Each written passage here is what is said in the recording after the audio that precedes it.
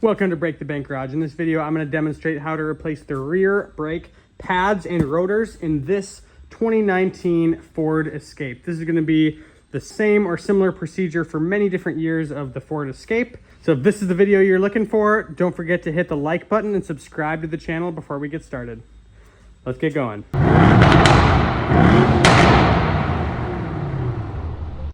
So the first thing you're going to do is actually going to be to go inside the car. Make sure you have the key with you. And we're going to hit the ignition until everything lights up. With the ignition on, but the engine not running, I'll go to the parking brake and I'm going to hold this down as if I'm taking off the parking brake. And then I'm going to put my foot on the gas pedal and push the gas pedal all the way down. Now with the parking brake button pushed and the gas pedal all the way down, I'm going to cycle the ignition off and then back on again. So I'll hit the button and then hit it again.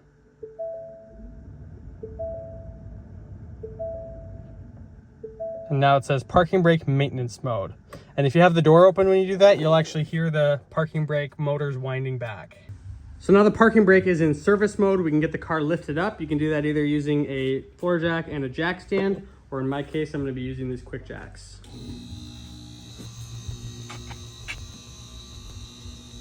Now both wheels have to come off. I'm going to be demonstrating everything here on the passenger side, but the driver side is going to be the same thing, just the opposite.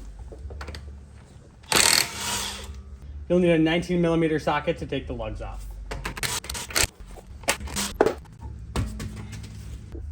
Now on the brake caliper, this spring or retainer clip has to come off. A couple different tools to use for this, but I think the best one is just a flathead screwdriver and pry out where it goes into this hole. And once that's out, you can just pull it off. On the back side, you'll see this is the electric motor that we already wound back by putting it in service mode. And then these are the two slide pins that keep the caliper onto the caliper bracket. There's little plastic covers on these, so those just have to come out. Set those aside. Then these slide pins or bolts are what have to come out. And you can see they spin out and thread out from right there. Little tip on these, sometimes when the threads are all the way out, they don't want to go any further, but they're still hanging up. If you just put a little side pressure on the socket, sometimes you can wiggle them out, but just with a little side pressure will kind of give you grip to pull it back. With both of these out, you can then pull the caliper right off. And here we're left with our caliper bracket. This has to come off so we can get the rotor off. So while the caliper came off with the Allen head bolts, this one comes off with two 15mm bolts, 15mm heads.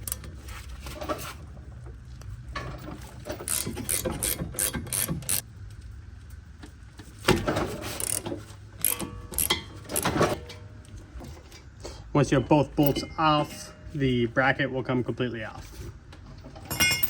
Now the rotor is free to come off, but of course on a lot of vehicles, including this one, it's going to be rusted on. So it's quite stuck. Just take a large hammer. Obviously, if you're gonna be reusing this, you probably wouldn't be taking it off in the first place, but you wouldn't wanna hit this surface. Since we're replacing it, it's okay to just hit this surface where the leverage is. Just one tap, freed it up, and it can come off.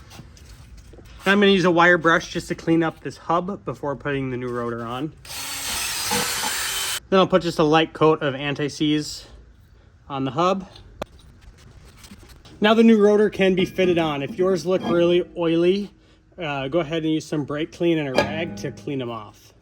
This isn't required, but if you want to put one lug back on, that'll just kind of hold this in place as you put everything else back together. Now before we put the caliper bracket back on, it's a good idea where the pads touch there, just to take a wire brush and kind of clean any rust out of that. Now the bracket can go back on and the two 15mm head bolts can go back in to hold it in place. Then you can go ahead and tighten both those 15s down all the way.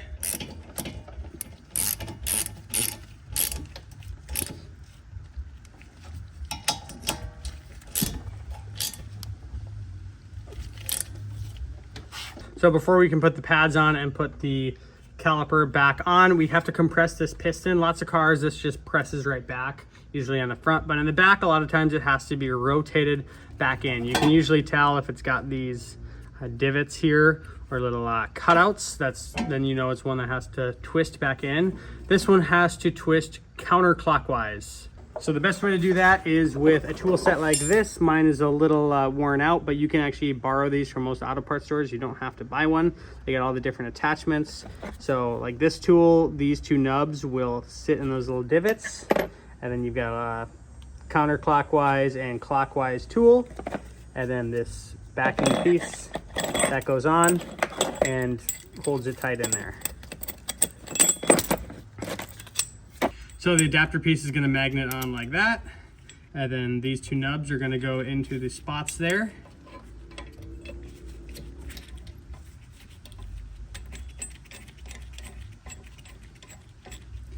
Then I'll just hand tighten it until this backing plate goes up against the caliper.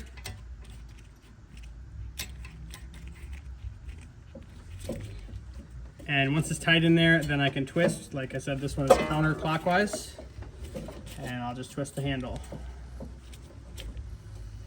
So I had to go do the parking brake maintenance mode procedure again because I guess it hadn't wound it back all the way. So you may actually have to do that several times where you hold the gas pedal down and the parking brake switch down and then cycle the ignition on and off. So now it let me go all the way in and we can continue with the job. So now the new pads can be put in place on the caliper bracket. They're going to go just like that, but before we put them in there, we want to put some brake grease on either of the ears here. And you'll notice that they're two different. One of them has a spring on the back, one of them doesn't. The one with the spring is going to go on the inside, and the one without the spring on the outside.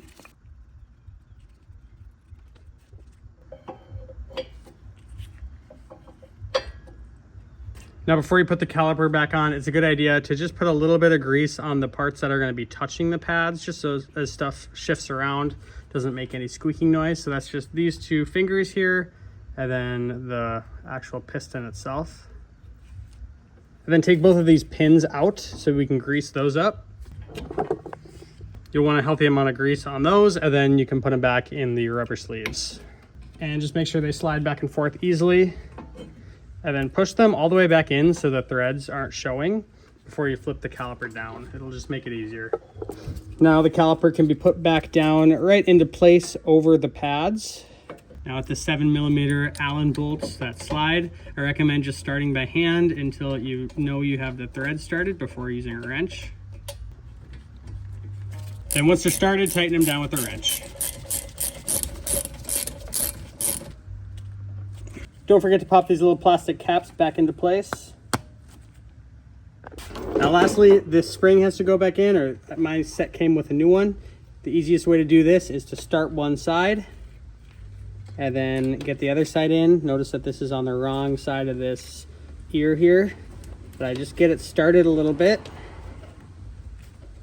And then I worry about getting this around and it'll go right back in.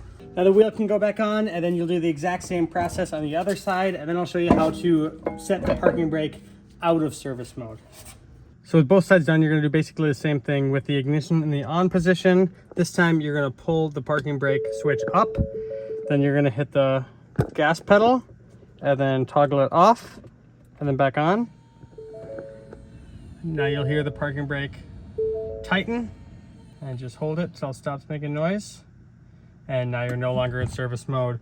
And then make sure you just pump the brake pedal a few times before you get going. And that's all you gotta do. Now you have brand new pads and rotors on your Ford Escape. If you found this video helpful, please subscribe to the channel and like the video. And now I'm gonna put a few more videos up on the screen that I think you might like. Thank you for watching.